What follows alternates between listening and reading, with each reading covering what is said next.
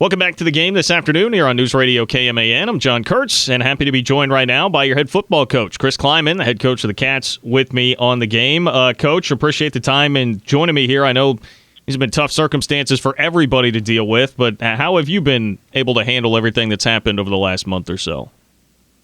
Well, thanks for having me, John. It's been unique.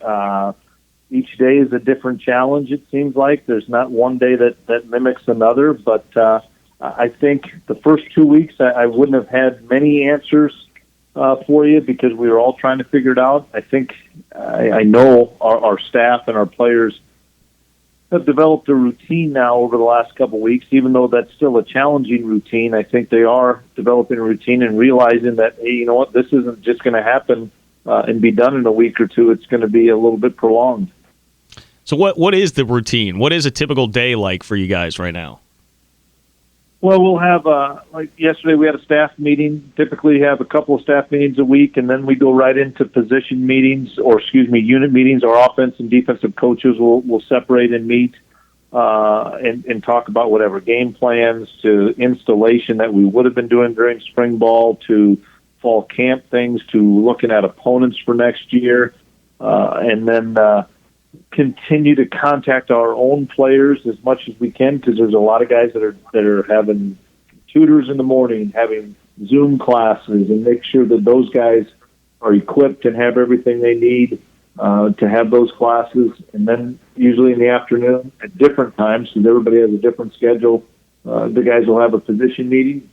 We're limited to 4 hours a week, and so some guys are doing 4 maybe 45-minute meetings just to try to get the guys around each other. And we do that on Zoom so that guys can at least see each other. All the DBs can see each other. All the old linemen can see each other with Coach Riley and just go through a little bit of installation and then obviously doing recruiting all around that time. If you're not doing something from an offensive, defensive standpoint or with your position, we're writing letters. We're texting guys. We're going on social media trying to hit up on recruits, having them call us a little bit, just a little bit of everything. And next thing you know, it's 8 o'clock, 9 o'clock at night, and I'm like, wow, where did that day go?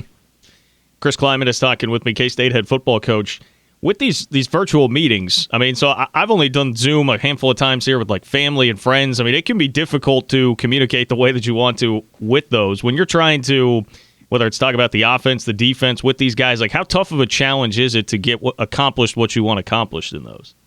Well, the smaller groups are obviously better because there can be some decent interaction and guys can jump in and ask a question.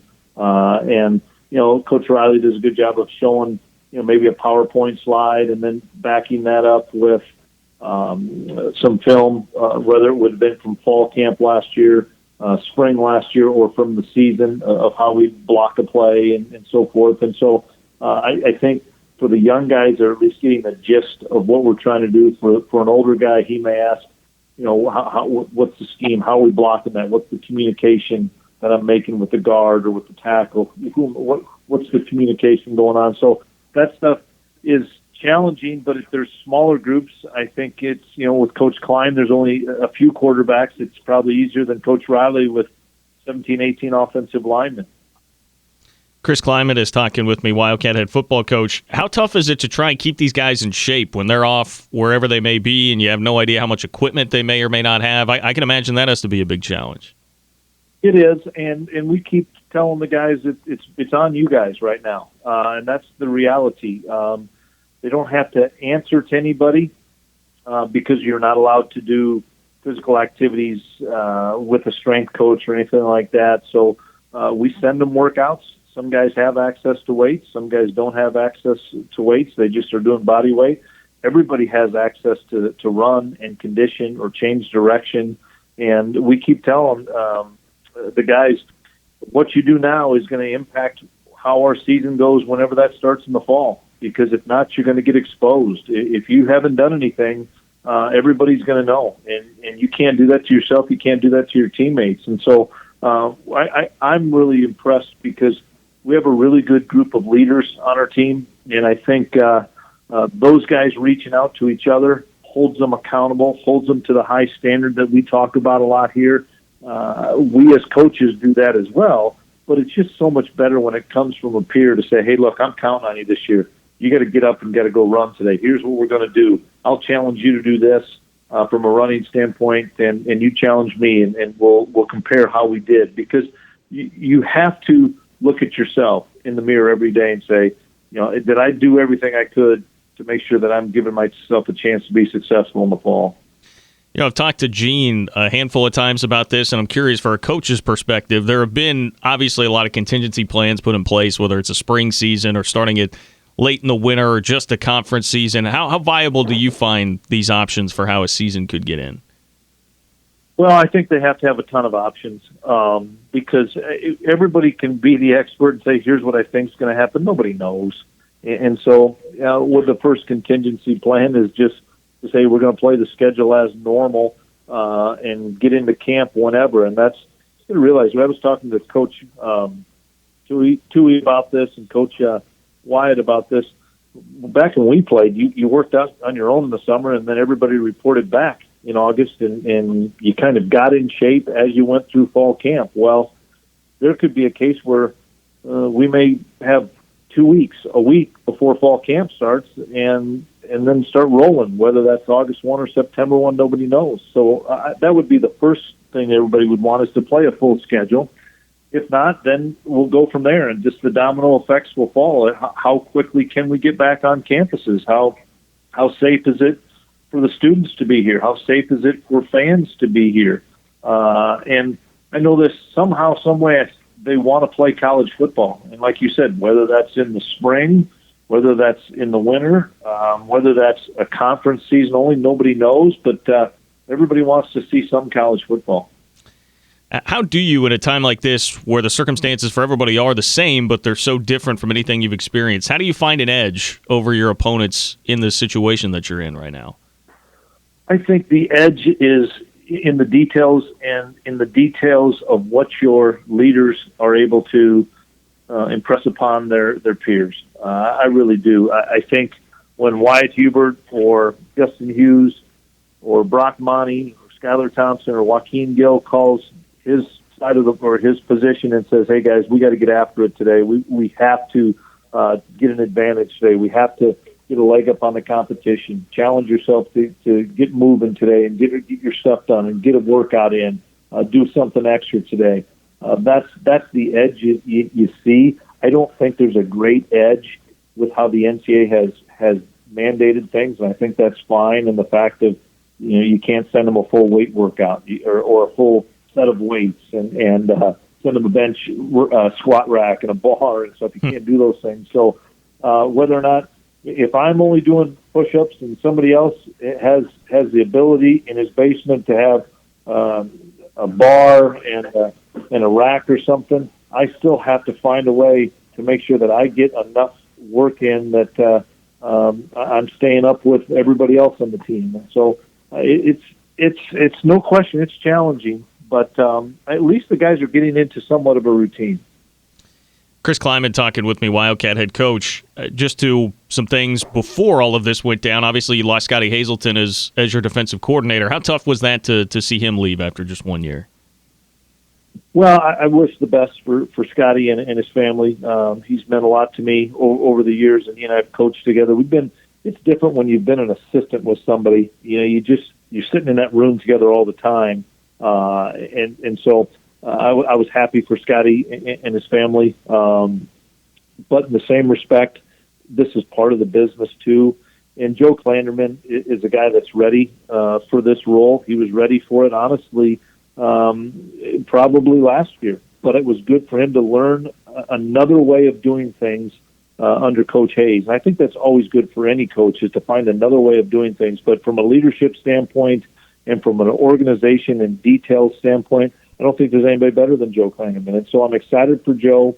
Obviously, he's got a great staff with Van, Buddy, Thule, and then we hired Steve Stannard, who I've been very familiar with and has been in Power 5 for a long time. And I know that that crew will have a great plan ready to go come fall.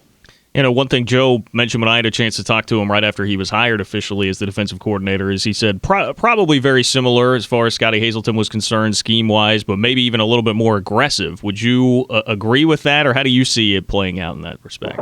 Well, we'll find out. I know this. The scheme will be very similar. Some things that I think Joe believes in, just like there's some things Scottie believes in. I think the big challenge, not necessarily just for Kansas State, but from everybody across the landscape of college football, the veteran teams will be able to be more aggressive, have more calls, have more plays, have more blitzes, have more,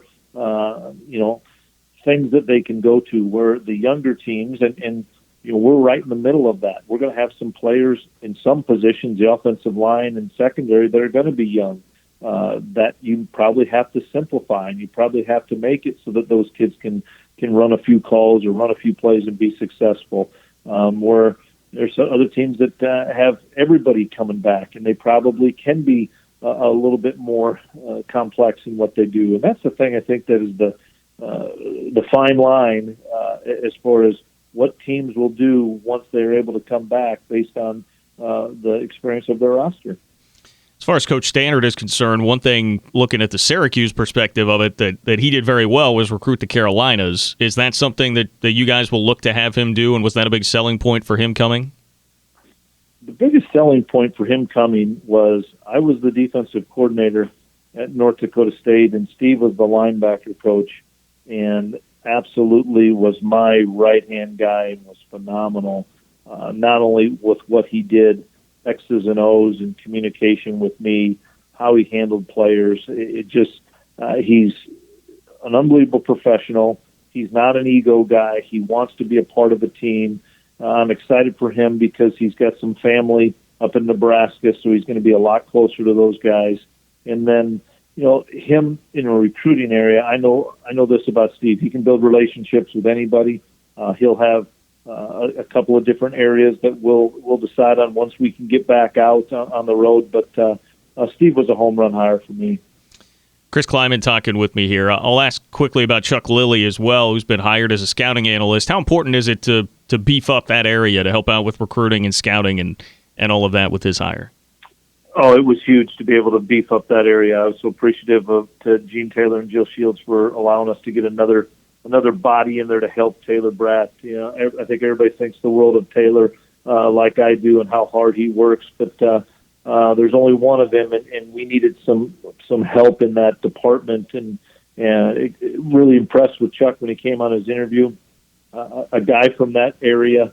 He was at Clemson, so that southeast area of the country is an area that has been good to us with Georgia and with Florida, and we're hoping into the Carolinas and stuff. But Chuck knows an awful lot of people. He's evaluated an awful lot of guys, and gives us another set of eyes in there on that in that evaluation room where we hopefully can get a chance to look at more players. I know that people will look at that and say, okay, well, there's some connections there. Dabo Swinney, obviously, at Clemson. I'm just curious, how tight are you with Dabo at Clemson? Well, we're very familiar because of the style of play and the success that Clemson has had, and I'm so impressed with how he handles everything within his program. He was gracious enough to invite me down when I was at North Dakota State after we'd won a couple of national championships, and I think he was interested to see how we were doing things. And obviously, Chuck being at Clemson was easy for me because I was able to give him a call. I know a couple of our coaches were able to talk to Coach Venables, and Brent's K-State through and through, and so he helped us as well. But I was excited to get another recruiting face in there that will provide some much-needed assistance to Taylor. Before I let you go, Chris, any binge watching, any TV shows you've been able to pick up with a little bit of extra free time here, or has it been pretty much the same?